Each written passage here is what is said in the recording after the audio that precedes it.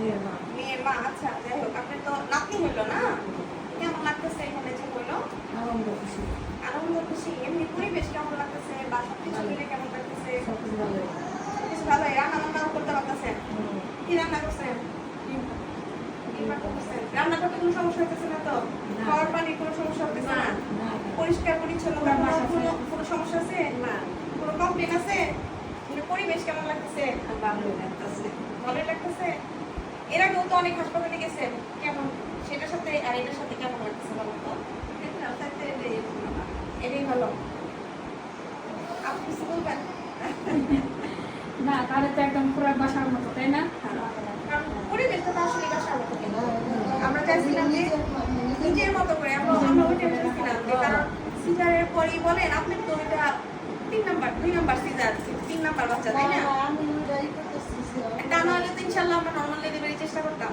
কিন্তু normal delivery বলেন সিজারই বলেন, একটা যদি কোলাহল মুক্ত পরিবেশ থাকে, থাকতে কিন্তু ভালো লাগে। কারণ আমি থেকে আসছি, আমার বাচ্চা আসলে থাইল্যান্ডে হয়েছে, ওখানে তো কোনো শব্দ নাই, কোনো হর্ন নাই, কিছু নাই, ঘুমের কোনো ডিস্টার্ব নাই, বাচ্চার কোনো সমস্যা নাই, কিছু নাই। এই জন্য দেখা যায় যে ভালো লাগছে। আমি হচ্ছে যে যদি কিছু করি যাতে নিরিবিলি পরিবেশ হয়, যাতে রুগীর ভালো লাগে, রুগীর সবাই নিয়ে থাকতে পারে। এই যে রান্না বান্না করে সবার আগে দেখেন খাওয়ার পানিটা বাইরে থেকে আনতে হচ্ছে না, খাওয়ার পানির মেশিন বসায় দেওয়া হচ্ছে। ময়লাগুলা 3 ঘন্টা পর পর বলছি যে সমস্ত পরিষ্কার হবে, পরিষ্কার থাকতে হবে, ঠিক আছে? পরিষ্কার আছে, সেটাই এই কথা। ভালো লাগে আনন্দ নিয়ে।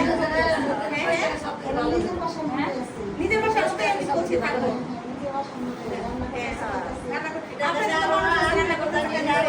আবার হচ্ছে ওই পাশে যে রুগী ভর্তি দিচ্ছি, উনি তোমার নাগরপুরের, ওনার তো আমার লোক নাই, ওনার সাথে আমার কথা বললাম যে আপনি কিভাবে কি খাবেন, তাহলে আপনার খাবার কি বাসা থেকে দিব?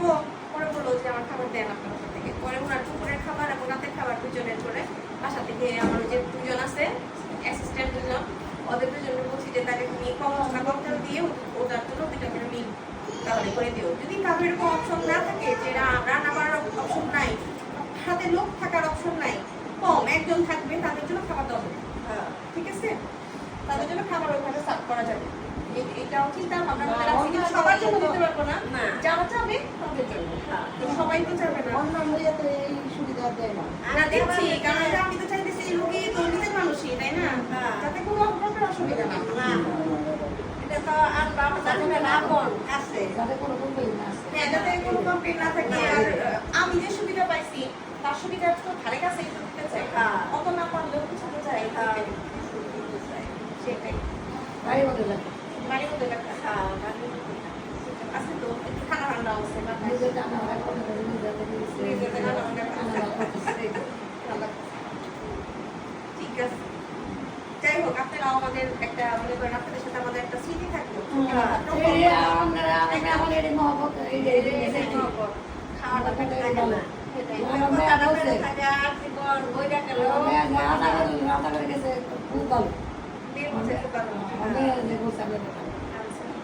না, রুগীর এত ভালোবাসা দেখি তাই সে বললাম, আমার বিদেশে চলে গেছিলাম, ওখানে চলে আসছি, কারণ রুগী আসলেই অনেক ভালোবাসে।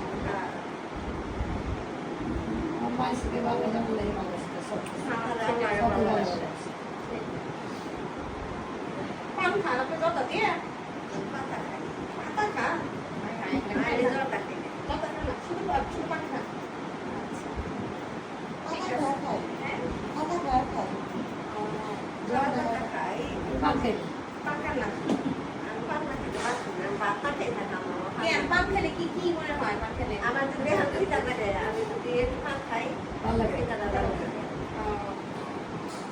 এটাই কি আপনার সুন্দর যে গোপন রহস্য, যে পান খেলে আপনি সুন্দর থাকেন, ভালো থাকেন? হ্যাঁ? ঠিক আছে। এটা সব বলো, আমার মা খেলে বাতি কামড়ে। এরা কিন্তু পান না খেয়ে অন্য থাকতে না। এরা কিন্তু পান খেয়েও রাখতে সুন্দর হয়েছে। না, তাই দেখি। না, আমার দাদু খুব সুন্দর ছিল। এই জন্য সুন্দর এরকম কারণে দেখে মনে হয় যে আমার একদম আমার নিজের দাদু মারা গেছে। দাদা নাই, দাদি নেই, বাপ নাই, শ্বশুর শাশুড়ি নেই, কিচ্ছু নেই। হাজবেন্ডে মারা গেছে। আমার আব্বা আছে, আমার মামা। হাজবেন্ড মারা গেছে 11 বছর। আমার ছেলেরা হয়েছে, ছেলে হয়েছে আমার বাবা। আমার এত না, আপনিও তো সুন্দর হইলো। আমার তো মনে হয় নাতির থেকে নাতনি সুন্দর হয়েছে। আমার তিনটা মেয়ে, মাশাআল্লাহ, ফুলের মতো খেলছে। আমার তিনটা ছেলে, তিনটা মেয়ে। আল্লাহ তাআলা। আমি আশা করছিলাম মাশাআল্লাহ আমার খুব কাজের মধ্যে সুন্দর হয়েছে। আমার বউ একটা নার্সিং ডাক্তার, পড়া পাইছে, আচ্ছা। নিয়ম থাকতেছে। আচ্ছা, তাহলে থাকেন, থাকেন। তাহলে নিচে যাই, হ্যাঁ? নিচে দিয়ে আসবো একটু পরে, থাকেন। আসি তো, সারাক্ষণ আসছি, সমস্যা